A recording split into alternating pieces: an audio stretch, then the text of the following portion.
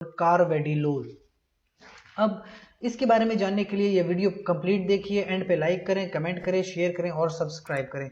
तो आप देख सकते हैं कार्वेडिलोल हमारे पास डिफरेंट ब्रांड्स में अवेलेबल है। इसका एक ब्रांड होता है कार्विडा, बहुत ही फेमस ब्रांड है।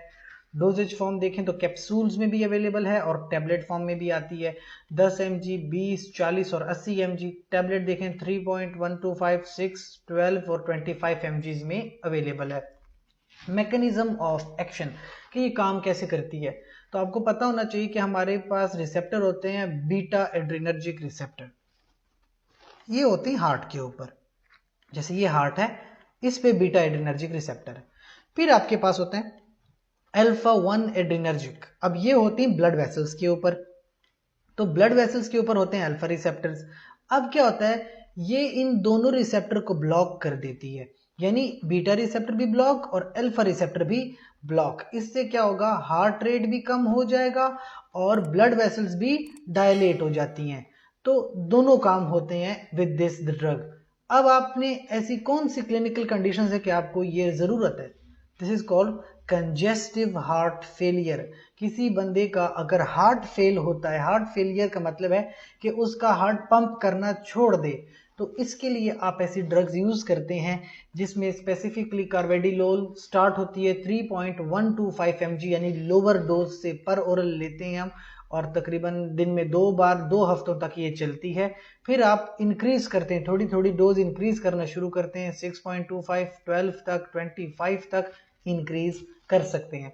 मैक्सिमम रिकमेंडेड डोज जो है वो बॉडी वेट पे डिपेंड करता है, यानी 25 mg पर ओरल आप ले सकते हैं मैक्सिमम तक ना, या 50 mg अगर आप 85 किलो से भी ज्यादा के आपका वजन है। अच्छा, एक्सटेंडेड रिलीज यानी कि जो थोड़ा लंबे अरसे तक इफेक्ट दे, 10 mg पर डे पर ओरल आप यूज स्टार्ट लेते हैं, 1 से 2 हफ्ते तक चलती है और बाद में आप डोज बढ़ा सकते हैं, 20 mg या 40 या 80 mg तक आप बढ़ा सकते हैं अगर जरूरत है। इसके अलावा दूसरी कंडीशन इज कॉल्ड हाइपरटेंशन, यानी कि हाई ब्लड प्रेशर, उसके अंदर इस ड्रग का इस्तेमाल होता है। 6.25 mg से हम स्टार्ट लेते हैं पर ओरल टैबलेट्स या कैप्सूल्स, और तकरीबन 7 to 14 डेज तक चलती हैं। बाद में अगर हार्ट रेट कंट्रोल या ब्लड प्रेशर कंट्रोल नहीं होता, आप डोज बढ़ा भी सकते हैं 1.12 तक पर ओरल ट्वाइस डेली।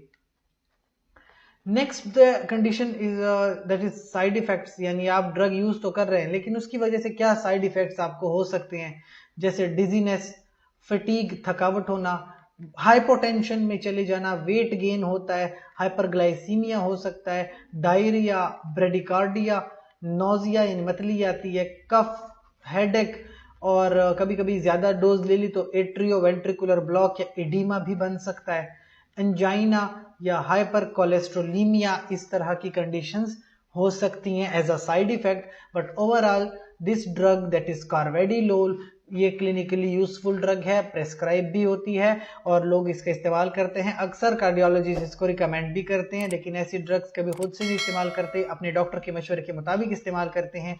इसके साथ साथ अगर आपका कोई सवाल हो तो कमेंट सेक्शन में ज़रूर पूछिए, और हमारे चैनल को लाइक करें, कमेंट करें, शेयर करें, सब्सक्राइब करें। अपना ढेर सारा ख्याल रखिए। शुक्रिया।